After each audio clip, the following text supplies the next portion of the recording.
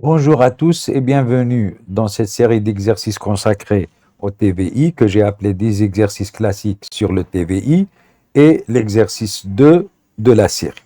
Soit f est une fonction continue sur un intervalle i, on suppose que f ne s'annule pas sur i et on veut montrer que f garde un signe constant sur i. On va commencer par visualiser. Si f est une fonction qui garde un signe constant sur i, ça veut dire ou bien quel que soit x appartenant à i, f de x supérieur ou égal à 0, ou bien quel que soit x appartenant à i, f de x inférieur ou égal à 0. Donc dire que f ne s'annule sur i, ça veut dire qu'il existe un réel x appartenant à i tel que f de x égale 0. Ici, on en a deux. Donc, dire que f ne s'annule pas sur i, ça veut dire que quel que soit x appartenant à i, f de x est différent de 0.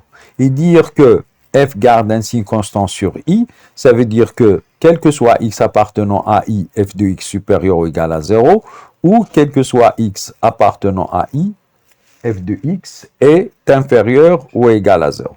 La négation de cette dernière propriété, c'est il existe au moins un x qui appartient à i, tel que f de x inférieur à 0, par exemple x ici, et il existe un y qui appartient à i, tel que f de y supérieur strictement à 0. Alors x peut être inférieur à y si on prend x ici et y là, et x peut être donc x peut être inférieur à y ou bien x supérieur à y. On prend x ici et y là pour avoir notre propriété. Donc, on prépare ici pour faire une démonstration par l'absurde. Donc, montrons par l'absurde que f garde un signe constant sur i en supposant que f est continu sur i et ne s'y annule pas. Alors, comme on l'a vu, il existe x appartenant à i, tel que f de x strictement inférieur à 0, et il existe y appartenant à i, tel que f de y est strictement supérieur à 0. On ne peut pas avoir x égale y, donc on a x différent de y, sinon on aura f de x qui est à la fois strictement négatif et strictement positif, ce qui est absurde. Donc, il existe un x qui appartient à i, tel que f de x inférieur strictement à 0, il existe y appartenant à i, tel que f de y supérieur strictement à 0, avec x qui est différent de y, et on a alors f de x fois f de y strictement négatif, parce que le premier est négatif, le second est positif.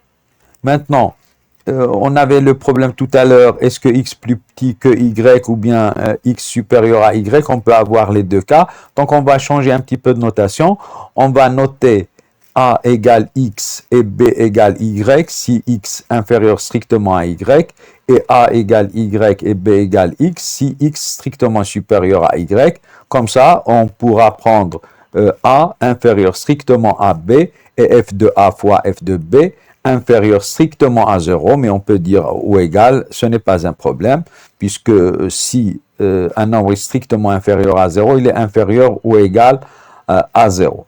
Donc, f est continu en plus, c'est une donnée, car AB est inclus dans I, et f est continu sur i, donc elle est continue sur AB, et f de A fois f de B est inférieur ou égal à 0, donc on est dans les conditions du théorème des valeurs intermédiaires.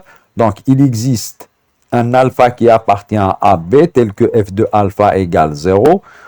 Comme on l'a dit, AB est inclus dans I, donc on peut conclure qu'il existe alpha qui appartient à I tel que f de alpha égale 0, ce qui veut dire que f s'annule en alpha, mais on a vu que f ne s'annulait pas sur i, ce qui est donc absurde, car f ne s'annule pas sur i, et par conséquent, ce qu'on a supposé au départ, f ne garde pas un signe constant sur i, est faux, donc f garde un signe constant sur i. Voilà, merci de votre attention et à la prochaine.